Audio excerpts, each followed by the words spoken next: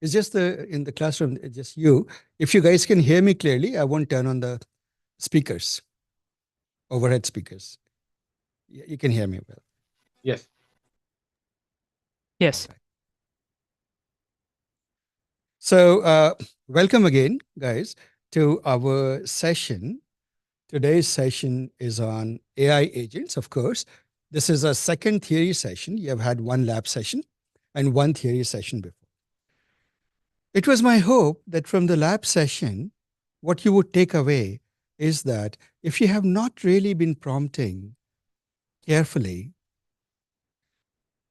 and if you have been conditioned to prompt in a very small chat bar, insert bar that you get in these various commercial chat windows, um, LLMs, then it would be a change of perspective to see that if you follow a structured way of prompting, how much better results come out. So the lessons yesterday were that, or day before from the lab should have been, and I hope you took that away, that prompting is a very powerful thing. When you talk to an LLM, LLMs are actors. They can play any role. They're versatile. So you need to give it a role. You need to give it a context. You need to give it a very clear goal. You need to tell who the audience is. You need to give it do's and don'ts, guardrails. And you need to give a style, a tone, right? So for example, are we talking to a 10-year-old? Or are we talking to professionals?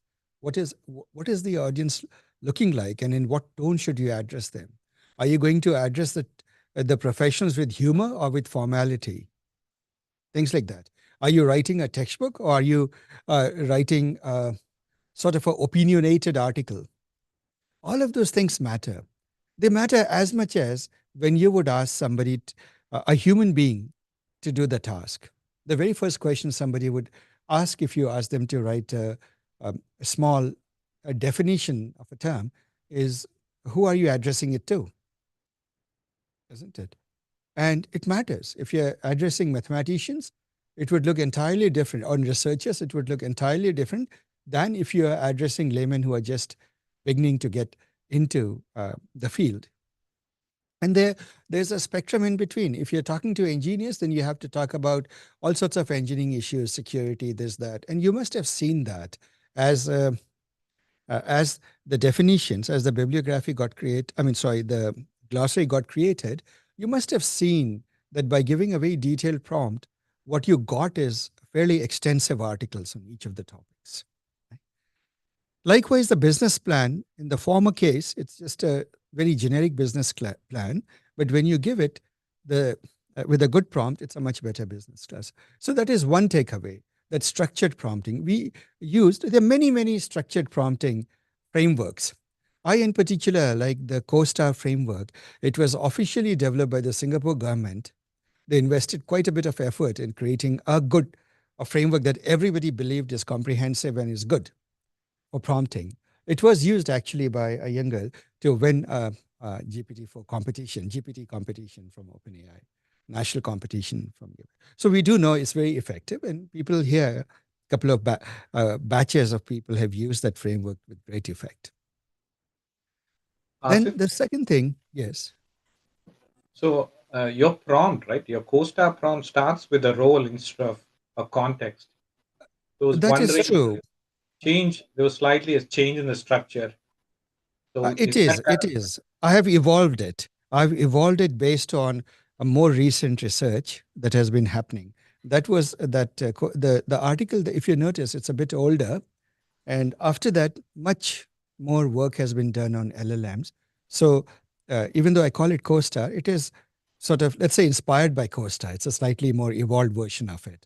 And I would strongly encourage you to follow either this pattern or whatever, something like that. But never, ever just write, go do this, right? Because when you say go do this, you don't know who that guy is that you're addressing. LLM can be just about, LLM is after all an agent that can take on any role. You haven't told the role. You haven't told how you should do it, what the do's and don'ts are, etc., etc. So always do that. The second lesson from the prompt was that the response you can get in a very structured way, isn't it? getting a structured response is very high value, because at the end of the day, AI has to feed into, and your AI tools have to feed into a much longer tool chain, a larger fabric of enterprise applications. Most companies, most enterprise companies, they don't have one software or two software. They have a complete fabric into which they weave many, many vendors, many, many softwares to get their work done. And so whatever you create has to ultimately play well with it. So having proper, what in Java you would call Java beans, C you would call structs, C++, and classes, and in Pydantic, in Python also classes, this in particular this Pydantic classes, makes it feasible to get things that you can then integrate with the rest of your application stack. That is important. There's a second takeaway from that session. The third takeaway from the session was, I don't know if you noticed that I ask it to self-critique itself. Right? You ask it to reflect upon its own answer and find ways to improve it. And I deliberately put it there because that's a good segue to agents, the topic of today. So once again, to summarize the three takeaways: structured input, structured prompt, carefully written prompts, uh, structured output, and while we are at it, we added a self-critique into the pipeline. Right? And it led to better results. So now, today, I'll continue. I've come up with a slide deck, as I mentioned. It so happens that tomorrow I'm giving a talk at Cisco, and I have essentially, since I did create the slide deck, I thought I'll take you guys also through it quickly, and then we'll get into a research paper reading. So what really are AI agents? It's a question. We talk about AI agents, and the opinion about AI agents, as I mentioned, varies widely. Some people dismiss it as hype, right? Some are very serious about it. If you have been with this field, AI agent has been an aspirational goal for decades. The literature, the research literature on AI agents didn't get invented last year when LLMs came out or something. It has been around for decades now. Some of the most seminal thoughts have been thought and written about for decades. And so what you're seeing today is the practical realization of those dreams and those thoughts and those research ideas. At heart, there are many ways of looking at AI agents, but I chose to look at it from the perspective of cooperative game theory. So, and I must mention one thing. I said that the power of AI agent comes not from one agent, but from multi-agent collaboration or orchestration of many agents. And therefore, it becomes a problem in cooperative gaming. So what are the ingredients of cooperative gaming? We'll go through that again. And that is my framing. See, the way to think about cooperative gaming is to think in real life, whether we talk of biological teams or whether we talk of AI agents, a team is a team. What makes a highly effective team?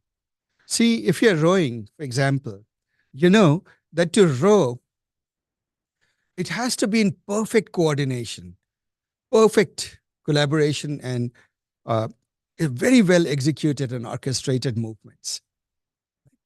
And that's how you move through the water at phenomenal speed. And that makes a team. So what are the ingredients of highly effective teams? We'll just go through a few of them. Inherently, a cooperative game within the team. Within the team word is crucial. In other words, it is a win-win, unlike zero-sum games. Right? Even in zero-sum games such as soccer, each team is internally playing a cooperative game, isn't it? The goal of the team is to win against the other team.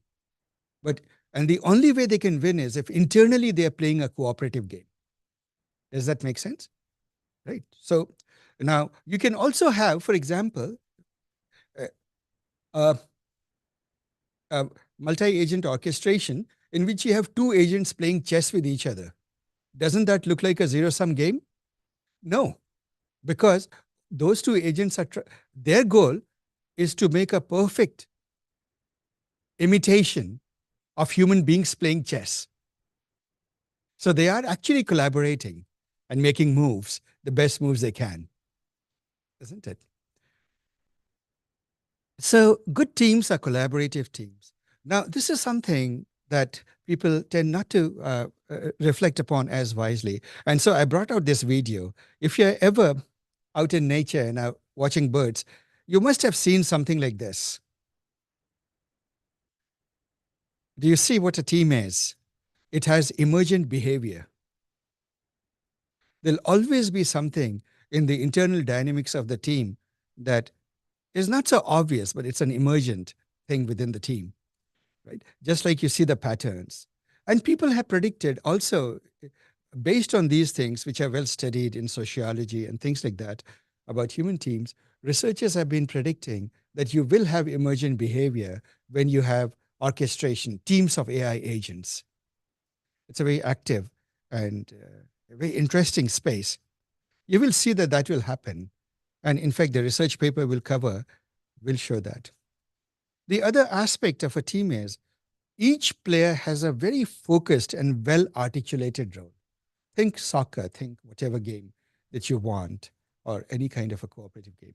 Uh, for each player, there's a reason to exist, isn't it?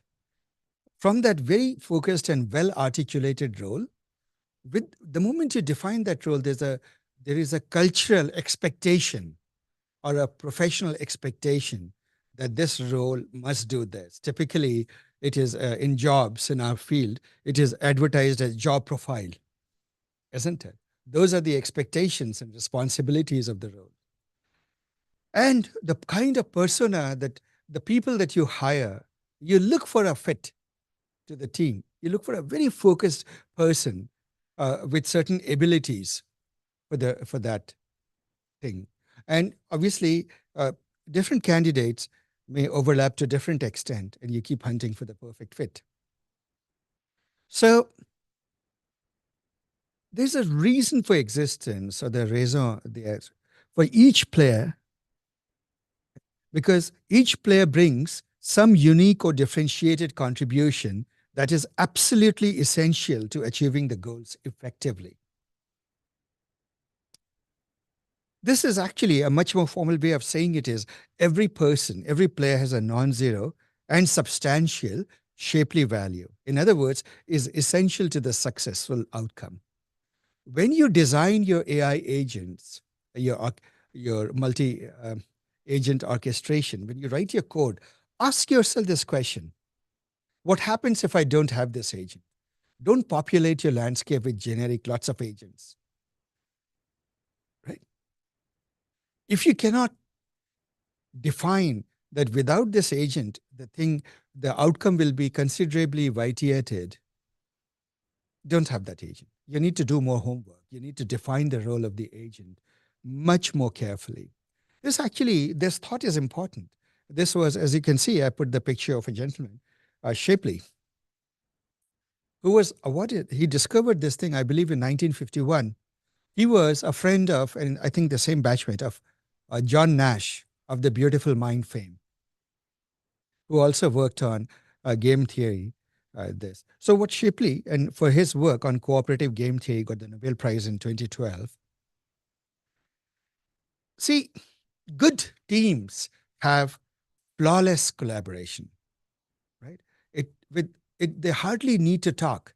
It's sort of nods and expectations and sort of a synchronicity. They just work like in an operating theater. Much of the surgery is done in perfect silence with just a little bit of keywords here and there in very complicated surgeries. And everybody knows what their role is. They have rehearsed it. They know what they will do. They have a plan. And the whole surgery is not like just let's go do it, but it has been broken down into phases. Right? Somebody does the anesthesia, which will be the anesthesiologist. Somebody does, then after that, the cutting up. Somebody brings in if it's a robotic surgery, manages the robots. Somebody goes in after the incision and does things, right? And somebody stitches the patient up.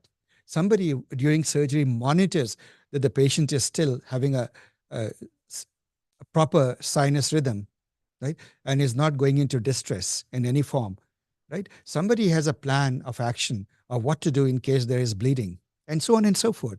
So everybody's role is very well defined, and everybody is in the theater because a theater is a very crowded space around the patient. Everybody is there for a reason. Right? That I cannot, like, this seems so almost uh, inane to mention this. It seems like almost a pep talk in leadership, right?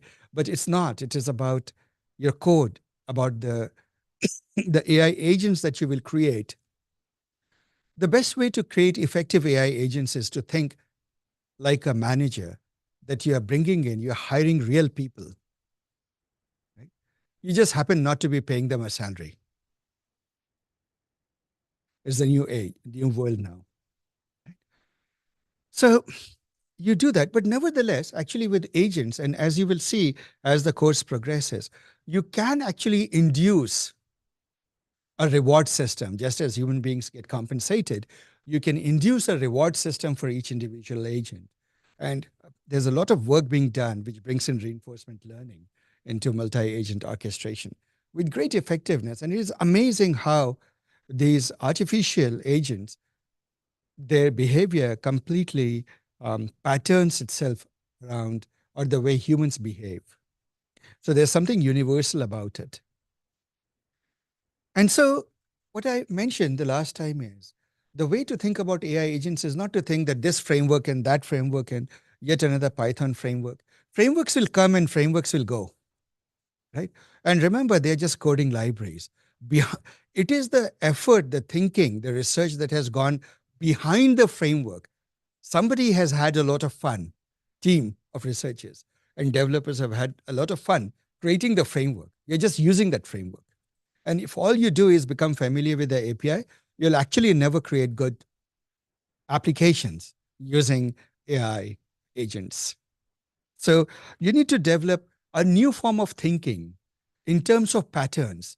In software, we talk of design patterns, the factory pattern, the decorator pattern, the visitor pattern, right? In the same way, you need to think in terms of what are the right patterns for agentic reasoning. So let's look into those key patterns or key characteristics that makes for multi-agent collaboration. First of all is planning. Complex tasks shouldn't be one shot. And I hope the previous homework did mention that. You notice that if you just give a naive prompt and say, go write a business plan, it will do it. Or go write a glossary or something, it will do it. But if you break that up and you say, first give me an outline of key things that must be there in a business plan, and then the planning was basic, but what you see is you one by one iterate and make a separate LLM call to fill in each of that. That's a simple plan, isn't it? First, you let the LLM discover that. Now, you will notice that I'll ask you to improve that code in many ways, bringing in more. For example, in the business plan, there was not any critique. Right? There was a lot of things that were not there. It was a starter homework made to be easy to understand. But planning is essential. If the task doesn't need planning, it begs the question, why are you hiring a team? It's like, if you just have to make coffee in the office, you don't hire a team. You just ask somebody to go make coffee, put water into the coffee machine, grind the beans, or take ground beans, put it into the machine. Well, coffee grounds go in, water goes in, out comes coffee. It doesn't take planning and orchestration. Right? So the question is, does the task require planning?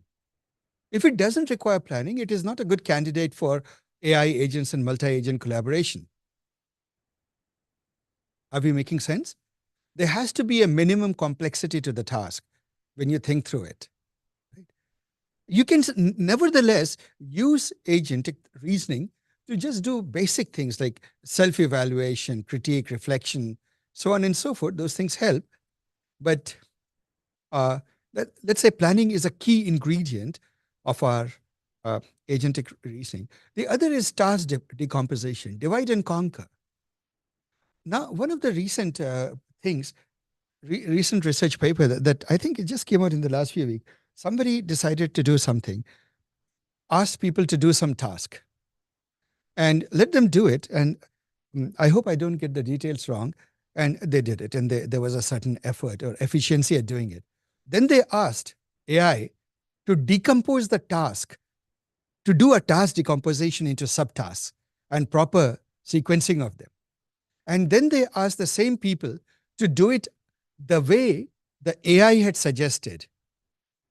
Delegate it, do it in pieces, or even if it was done by a single person, to do those subtasks.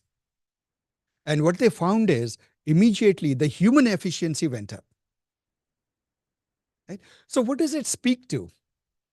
It speaks to the fact that quite often we take the lazy route. We don't think through and do or exploit task decomposition or divide and conquer of the task. So task decomposition is important. Always try to decompose the task, because only when you decompose the task, if you think about it, that is what the industrial, the scientific method is and the industrial method is. What do you do? In a factory, you have division of labor and specialization. The guy who is expert at welding is very different from the guy who is expert, the engineer who is expert at, for example, die casting, isn't it? And is different from the guy who is expert in painting. So you have specializations. That specializations can be effectively done only when you have task decomposition. I took the example of surgery a moment ago. Imagine that one surgeon had to go into the room, put the mask and or give you the injection to put you under, had to cut you open, had to do the surgery, had to be ready for the contingency of your bleeding, had to make sure that the person had already ordered some blood, yeah, uh, prior to the surgery. It would be overwhelming for one person, even with the checklist, right? You have only two hands. So, and there are things that you don't necessarily do well. There are many, many surgeons, for example, who will not do the anesthesiology part as well, right? Getting the patient under and bring the patient back. Also, when the surgeon is busy doing the surgery, that surgeon might not notice that the patient is going into tachycardia or bradycardia or having an irregular arrhythmia, right? Irregular sinus rhythms. And so you literally cannot do everything in a complex task at the same time, because many things have to be done concurrently right? And so that brings in very interesting situation. So task decomposition is at the heart of division of labor and specialization. It is true in the real world for engineering. It's true in the real world and for many things, and therefore it's true in the world of agentic reasoning. It is a pattern. It's a no-brainer, I hope. Nevertheless, it is surprising how little people use task decomposition. When we did the last homework, what was the task decomposition? We first got the outline, and then we did each of the tasks separately, right? Theoretically, you could have had different agents, one good at financial analysis for that business, another good at marketing plan, isn't it? And that plan can therefore be improved. That business plan that came out, at the moment a single agent was doing it. So a very simple opportunity is to create specialists who can do it. And that, of course, is your homework that you should do as we move forward. Your next lab. You have a question. You have a comment.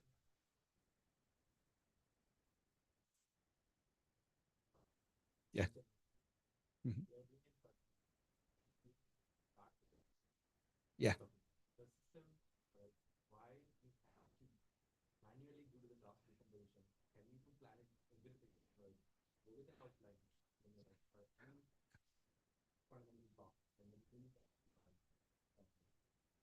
And that is what we will make the agents do. So at this moment, we were human in the loop, right? Your reasoning, you were implicitly human in the loop.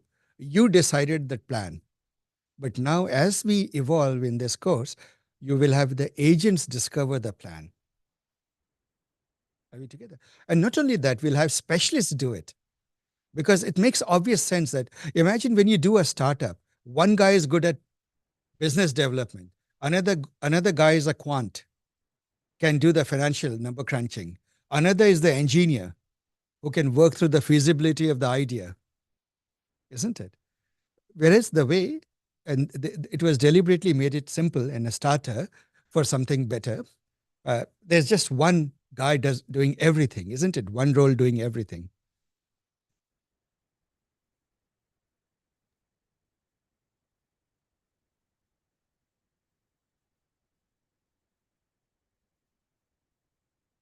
No, see, what happens is that, so the question is, for those of you who are remote, is that does GPT respond to the task or does it delegate internally to others?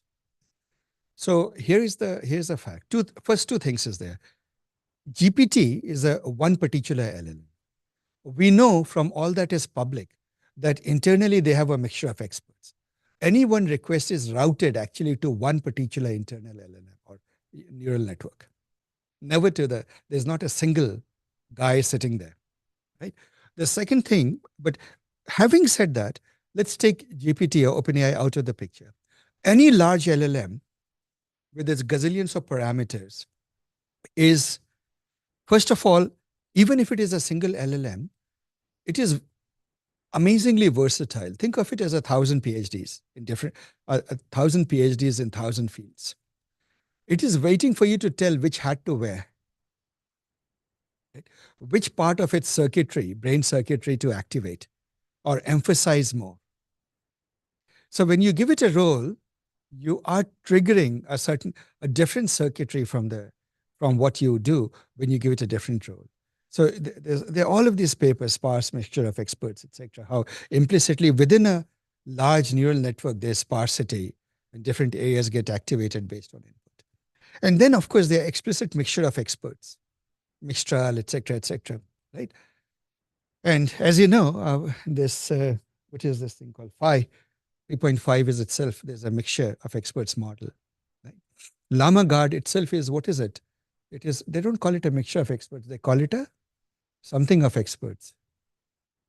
Swarm of experts, herd of experts, something like that. Yeah, so things like that. So in other words, do that. Okay, so the next thing is coordination. Obviously, as with team dynamics, human team dynamics, nothing gets done unless there's coordination, right? See, surgery is a good way to think about this. Sorry. You can't do surgery in an operating theater without coordination and collaboration. They sort of go together. Coordinate, but with the collaborative, that give and take, that I do this part, you do this. But one of the most remarkable patterns or ingredients of agentic reasoning is critique and reflection. See, there is a saying that I believe goes to a German philosopher, Hegel, and I'll paraphrase him, when he says that the owl Minerva flies when the day is done and the dusk has set in. Right? What he is referring to is that in the hustle and bustle of activity, you do local optimizations, you do whatever makes sense at that moment. But then there is a time at the end of the day, you get to reflect upon the actions of the day, see what actions were right, what were not. And that reflection is what helps you do or live your next day better. Isn't it? And so now, how is that relevant to agentic reasoning? See, for all AI models, especially all these neural networks, even though they are called generative models, I mentioned to you before that these neural circuitry, even though they are very good at generation, they're actually incomparably better at discriminative task. So they are very good at critiquing their own work, right? So they'll generate something and they might have made mistakes. But if you ask it to critique, they'll immediately point out their own mistakes. Right? It is the nature of it because if you work out the math, you'll realize that a discriminative task is a condition probability. Right? It's a condition distribution, which is far easier to find than a full distribution, full probability. Joint probability distribution between input and output is much harder. Which is why generative aspect of machine learning has taken much longer to mature. So use that. Use that. Next is memory. Go ahead. So in this diagram, Mhm. so the planning it's probably a sequential flow, right? First you plan, then you get a set of tasks because of the planning, and then you coordinate it and you get collaborated critique. So it looks like some sort of a sequential flow, at least from this multi-agent collaboration. Is that how you see it, or is it? No, no, no, no. See, as the saying goes, all war plans die on the battlefield, right? So there's wisdom in that. Start with a plan. If it is a simple task, maybe your plan will survive and the plan will take you through the results. Right? Generally, what happens is, and this is why actually I prefer those agentic frameworks that give you fluidity or adaptability of plan during execution based on what happens, the fluid situation that happens as execution happens, as the agents talk to each other and they evaluate and they reflect on what's happening. There should be baked in a certain fluidity that will cause it to evolve the plan based on the situation. Are we together? So, good plans are fluid plans. It is contingent on the developments that take place. Just as you would do in surgery, you go into the operating room with a certain plan based on the MRI and the X rays and the blood tests. You expect something. Very often in complex surgeries, those expectations are not, there's something surprising about each human body. And you have to adapt. Or in a theater of war, it's very, very common to for the situation to be very fluid. Likewise, you should have certain fluidity in your plan. In fact, that is, you will see, and I'll talk more about it, why I like certain frameworks more than other frameworks. Right? The ones that give you certain fluidity, that don't just pre-plan out everything or create a perfect graph and say, okay, now you're going to execute this graph of tasks. Those ones I don't like as much. Memory is inevitable. Unless you remember what work has been done, how will you make progress? You'll just keep repeating the same task over and over again. Right? Or another way is that your action is contingent on input. That input needs to evolve, isn't it? Some new things have come up and it needs to evolve. So memory is very important. Now, the mental picture of agents throughout the AI textbooks, classic textbooks, has been that agents are the brain who get inputs from sensors and who use actuators to affect the real world in some way, right? One easy way of thinking is robot is seeing what's happening and then it's picking up a hammer and doing something with it, right? It comes to the conclusion that, well, this part is not in its right place and let's go hammer it out, right? So you need tools and you have sensors. So this is your complete picture, guys. When I call it sort of a pattern because think of it as a checklist. Many of you have heard of the checklist manifesto, Atul Gawande's book, that if you're going to surgery or for a flight, there's a checklist. Uh, Perhaps one of the biggest reasons uh, flights don't fall off the sky is because there's such stringent checklists that pilots and the co-pilots do and the mechanics do before every single flight, right?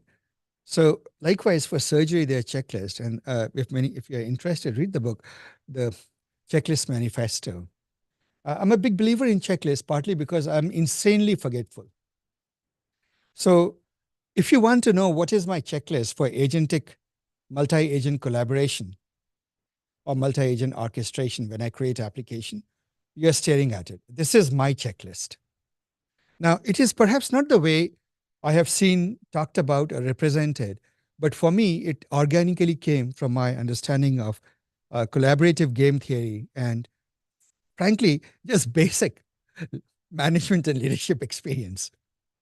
Right? This is how you manage complex projects. If we manage it like that as humans, well, surely the AI agent should manage it similarly. In fact, the biggest intuition I'll give you is think of AI agents as human, right? And then you will be far more successful. Asif, one question. Yeah. Yeah, this diagram is good. I think the visual is great.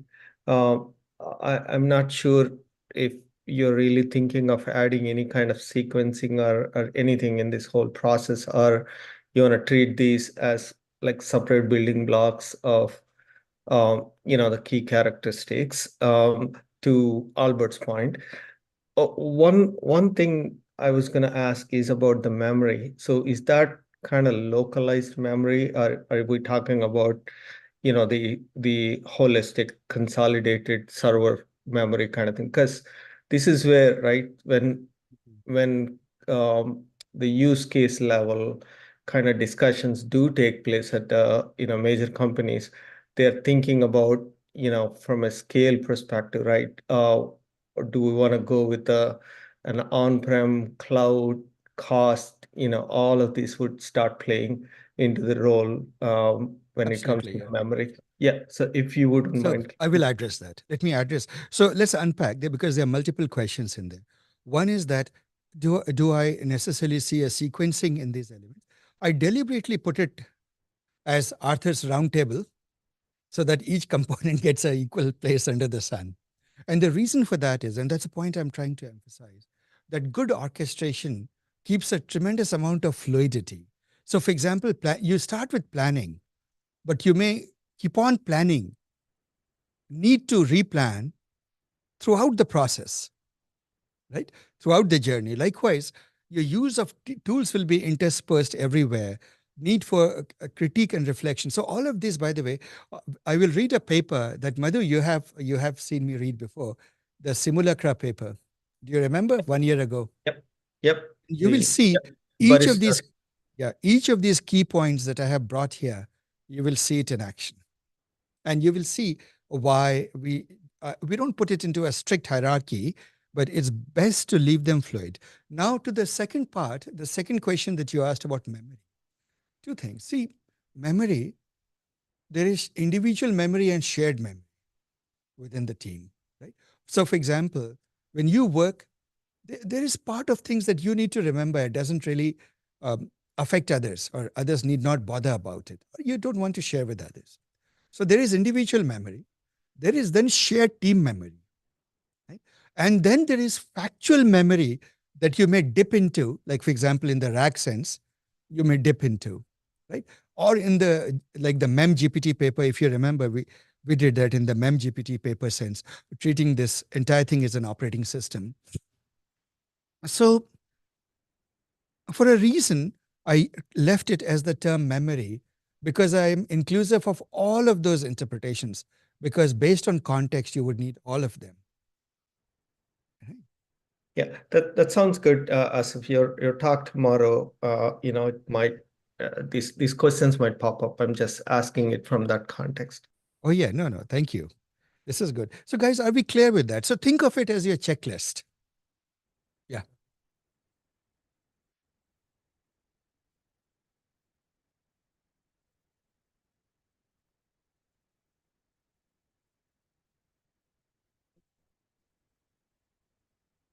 No, not necessarily in the beginning. Nowadays, people are bringing in reinforcement learning.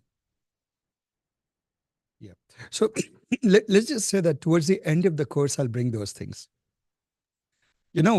Crawl, walk, run. Asif, one more question, sorry. The tools side of it, Are you going to refer the any tool framework that's catching up, or you're exclusively going to mention something else? No, no, no. So I'll come to that. In fact, hold that thought in your mind and I'll come to that. So I mean, first of all, agentic frameworks, but I also am inclusive of all sorts of tooling framework. For example, for API, Gorilla, the Gorilla LLM and things like that. And any tool, the any tool framework, uh, they're fast emerging. So if you see, I'm saying these are agentic design patterns. And at this moment, focusing on the foundational idea, and then we'll come to the implementation side of it. But it's a you will in this course you will have opportunity to use a Gorilla LLM, any tool, and all of these things, right? And the tools that come with the Crew AI and so on and so forth. We'll go through all of them. Web search, the no-brainers are the web search tool and the usual RAG tool, right, and so forth. Ask you one more So question. yeah, go ahead. Your slide says multi-agent collaboration. So do you mean this is the agent solution? What do you mean And by agent solution? Yeah, the product that you're building is a multi-agent collaboration. okay, okay. So okay. Your application, the title is deliberate. Your application, the best explanation of your application should be it's a multi-agent collaboration. Got it. Got it. Right? Thank you. So there we are. The LLM agents are here for you. Right. So see, agents have been talked about, and the researchers have been trying to do agents in laboratory and doing things with different degrees of success. It's remarkable how much academic and research progress has been made. But with the coming in of LLM agents, one of the first things we realized is that it was a game changer. Immediately, people realized that. And you will see that right away. For example, this paper that we'll cover today came out. So I'm going to do this paper very carefully. Some people at Stanford and DeepMind, what they did is they took the Sims, I don't know if you have played the game Sims. You simulate a city building or exercise or life around it. That sort of an experiment. They created an environment, a sandbox environment, a little village called Smallville. Then they gave it a post office, they gave it a school, a park, right? People's homes. They created all the things that go into a small village. And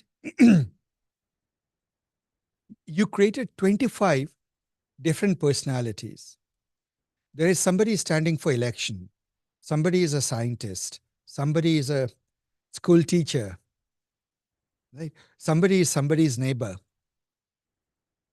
And what they did is they simulated. They told them that, okay, move forward. You have a memory stream, right? And these are your friends. You know these people.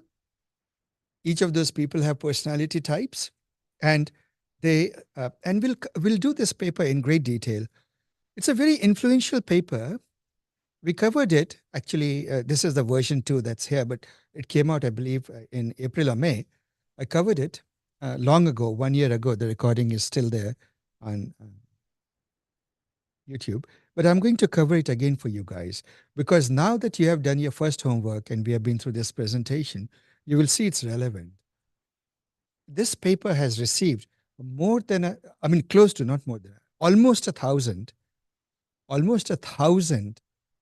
research citations from other research papers in a field that has just exploded. Can you imagine a paper that just came out last year, barely a year has happened, a year and change has happened, and it already has 1,000 citations.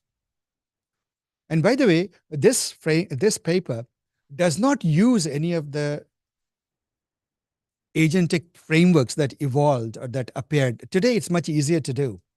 Today, we can do it, pick up your AutoGen, your Creo AI, your whatever, LangGraph, whatever, and you could probably do it much, much easier. These people literally did it from scratch. So we are going to study this paper. And the reason I always emphasize this paper is it sort of gives you the right reference frame on how to build multi-agent applications. because this is one of the most successful ones and literally a template. Think of it as in some way, it is a masterpiece. So we will talk about it. And as we read the paper, but maybe I should at this moment go through.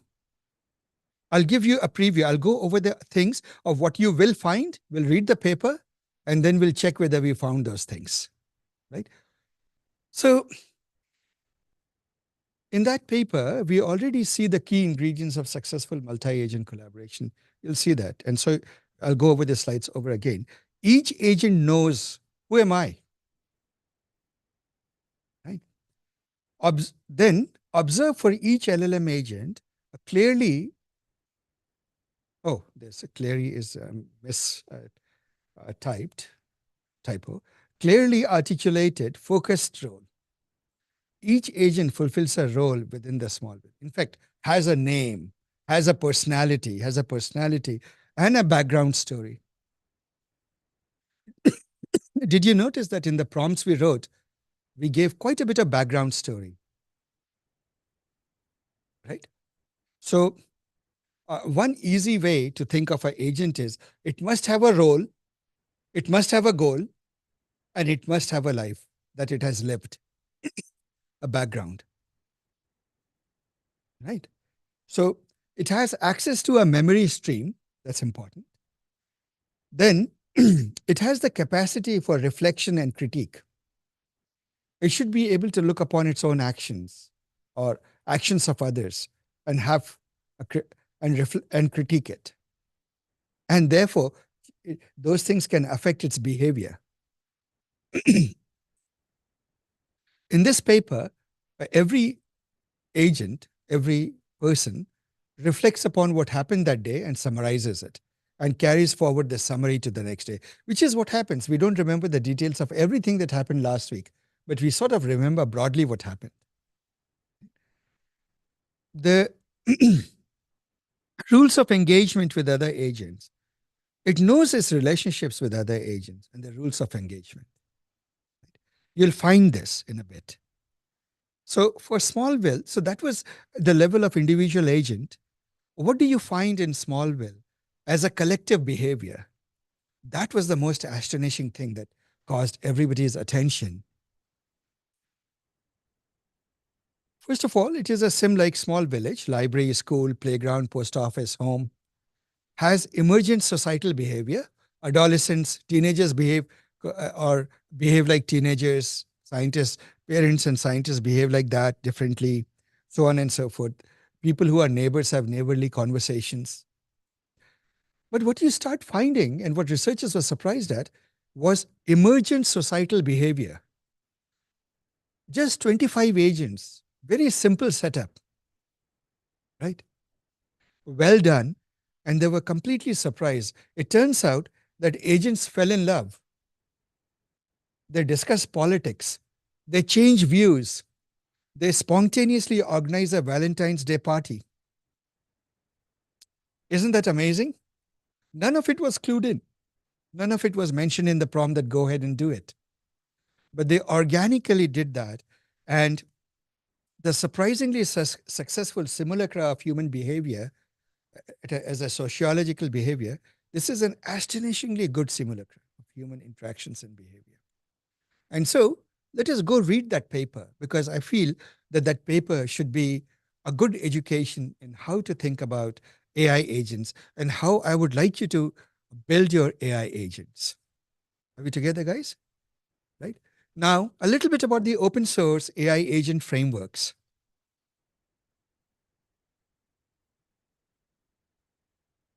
So one of the earliest and most popular AI agent framework is AutoGen.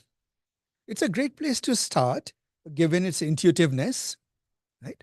You literally can have block diagrams, drag and drop, and you can create agent. Now, it is a single LLM agent framework. So it's using tools to do things and reason about it. But it was developed by Terrance Richards. Relatively easy learning curve. Extraordinarily popular because of the very easy learning curve. It has 106 66,000 stars on GitHub. Right? That you would agree is an astonishingly large number. Right? Just shows how excited people are about AI agents.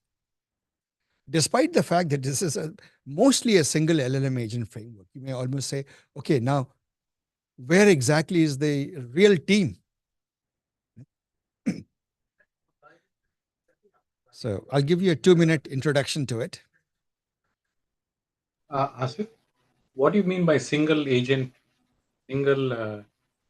Imagine a team of one, just one agent doing everything. So it's mostly how it uses the tools, plans and just gets your work done. Thank you. So it's the most primitive form of thinking about agents. Agents are AI things that use tools, reason, and then use tools. So from that perspective, it's an agent, and it's an agent framework. Very basic one. Thank you.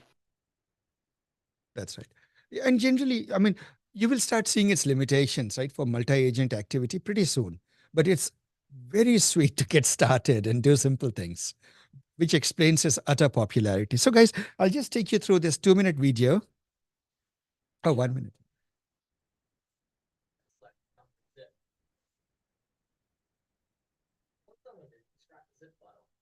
Open the extracted folder and navigate to the R&D directory. Enter the AutoGPT server folder. Open a terminal window in the directory. Open the readme file. Copy and paste each command from the readme into your terminal. Wait for each command to finish before running the next one. All commands run errors. Enter the final command, poetry run app. You should now see the server running in your terminal. Navigate back to the R&D folder. Open the AutoGPT Builder folder. Open the readme file in this folder. In your terminal, run the following commands: npm install, npm run dev. Once the front end is running, click the link to navigate to localhost 3000. Click on the build option. Add a few blocks to test the functionality. Connect the blocks together and click run. Check your terminal window. You should see that the server has received the request, is processing it, and has executed it. And there you have it. You successfully set up and tested AutoGPT. I hope this guide has been helpful. Happy building. Do you see the simplicity of it? Drag and drop. Right. So the next one that now we'll go to multi-agent collaboration or multi-agent orchestration frameworks. So I'll just mention 3-4 of these. I should say 4 perhaps. And I'll start with my favorite. Now, it's very subjective. So at this moment, everybody has their own favorites. So my favorite by far is Creo AI. First, it used to be Autogen, but now it's Creo AI.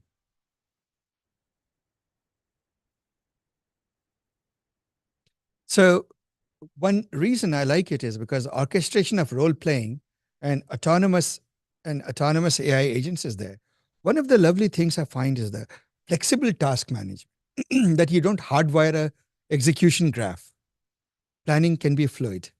There's autonomous delegation. And this is the point that I was making, Albert, when you ask, is the graph, or I think, when you ask, is the plan laid out in the beginning? No, any one agent may decide that, you know what, for this, I need to reach out to the other that agent. Based on what happens, based on the current situation, it may so decide. And the reason I like it, all of these features are okay.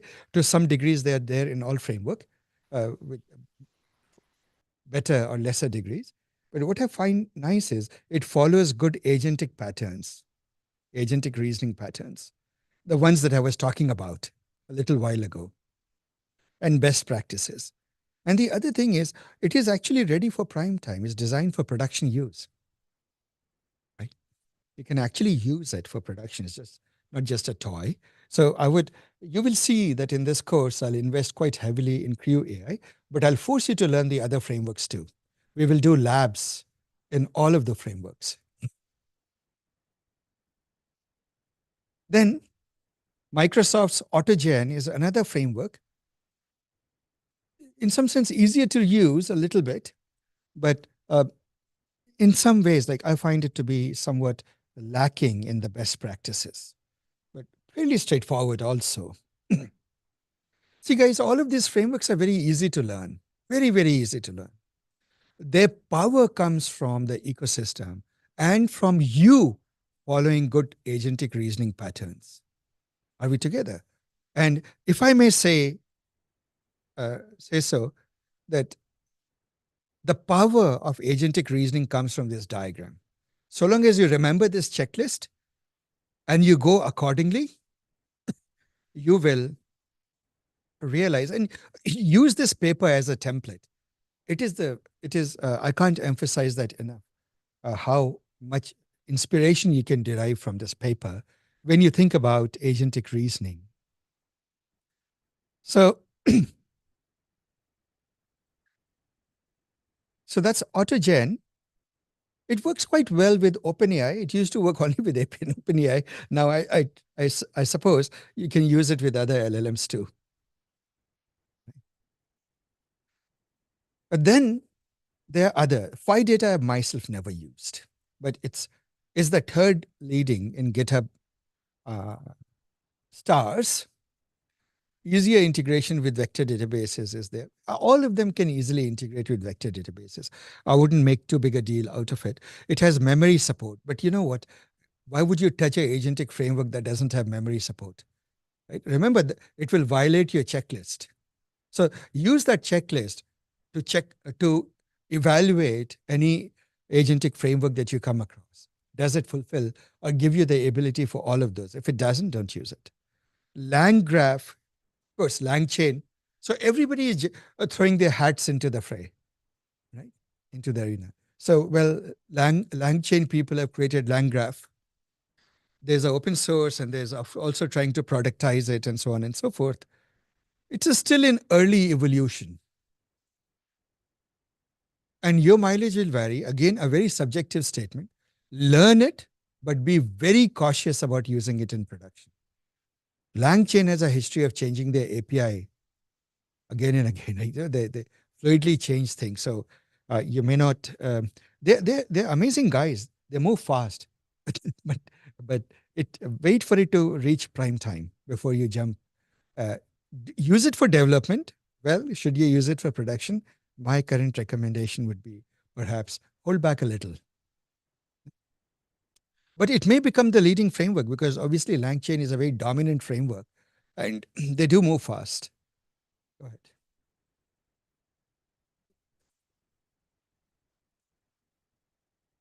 Well, there are two questions. Which is the best one for production use? You know my answer, my subjective answer, my favorite, right?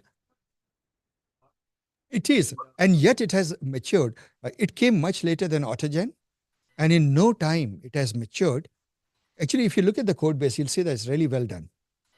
And very well, I mean, as things go, as open source goes, pretty well structured. It's very well, the process orchestration is very good. And people who are using it, look at this, these numbers are real. 1.4 million agent crews run 7 last days using Crew. These are real world numbers. Isn't it based off LangChain? Isn't it based on LangChain? See, all of these underneath are using different frameworks. Ultimately, when you talk to LLMs, you will use some of those frameworks, but I wouldn't call it as just an extension of LangChain. I would call this one more a direct extension of LangChain. Thank you. LangGraph.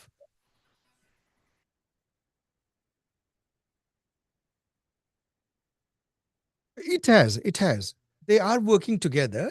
It's a healthy collaboration. And I would say that it does use LangChain quite a bit. But the way I would look at it is Crew AI gives me, even if it didn't use LangChain, but use something else. The reason I would prefer Crew AI is because it follows those agentic reasoning patterns, those key ingredients that I was talking about. Right? I mean, I suppose all of them do or give you the opportunity to do, but this gives it to you in a somewhat cleaner way. And I say that as a person who is sort of first started out by doing AutoGen, and took me a while to warm up to Creo AI. But once you warm up to it, then there's no going back.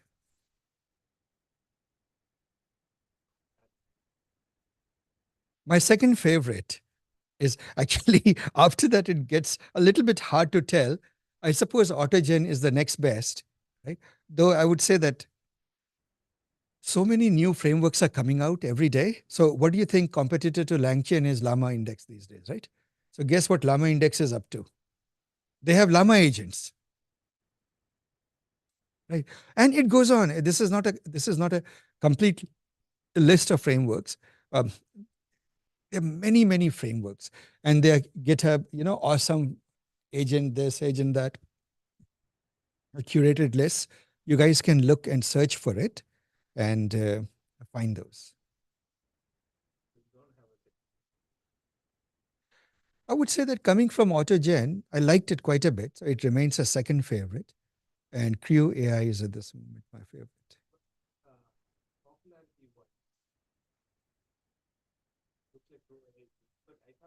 No, popularity-wise, AutoGPT, 166K stars. AutoGen, 30K. Yeah, that's right. That's right. Then AutoGen, 29,000 stars. And Creo AI, the last I checked, was 19 or 20,000 stars. But Creo AI is much more recent, and it has acquired all those stars. Then this one, I believe LangGraph is still at about 5,000 stars. Oh, which one? This has 5,000. No, this has 11,000 stars. PyData, if I remember. I'm just speaking from my memory. And LangGraph has 5K. Check it up. Check it up. LangGraph, last I remember, was at 11K stars. All right, let's do that horse race and see what those numbers are. 11,000, right? Yeah. PyData is still 11,000, so the next most adopted. And LangGraph is at this moment has to contend with only 5,000 stars, right? But those 5,000 is a huge number. And Llama Index, I have no idea. Maybe 1,000 or something. Llama agents, sorry. Let's see.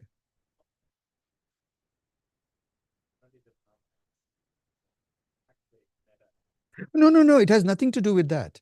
Llama Index was an open source project that just leveraged the very popularity of the word llama. Because the word llama, that Meta was releasing llama models. So they created a project and they named it Llama Index. It can work with OpenAI, it can work with Llama, it can work with Mistral, it can work with anything.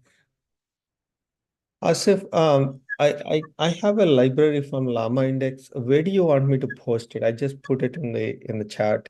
Discord, Bunch of agents, Discord. very If nice. you don't, yeah, would you mind putting it in the Discord for AI agents, like in the general discussion? Okay. I didn't see the channel for AI agents in Discord, but Oh, okay, I'll find it. I can put it there then. I can take it from the chat to Can there. Can you Sure. add Kate to that Yeah. AI agents? Oh, 'Cause of I course. don't do Yes, this. you should be there. guys, if you don't find yourself on the Discord, you don't see the AI agents, the right person, the right teaching assistant to reach is Patrice. It's his job to make sure that all the enrolled students are in the proper channel. So Okay. Kate, In a please do pinch, I reach can out help to him too. also. Yeah. Yeah. Right. Yeah. And there are nice slides here in this GitHub, Asif. You'll find them very useful. Okay. I would love to see them. So guys, let's take a 5-minute break and then let's get into more serious business. I really would like to read that simulacra paper. You'd love it. Asif, Yes. Llama agents is from Llama Index. Yes. Okay. It sits upon Llama Index. Okay. Thank you. So just to remind you, by now, I suppose all of you know, just like if you have emergency in your life, you call 911. If you have an AI emergency, here's your hotline.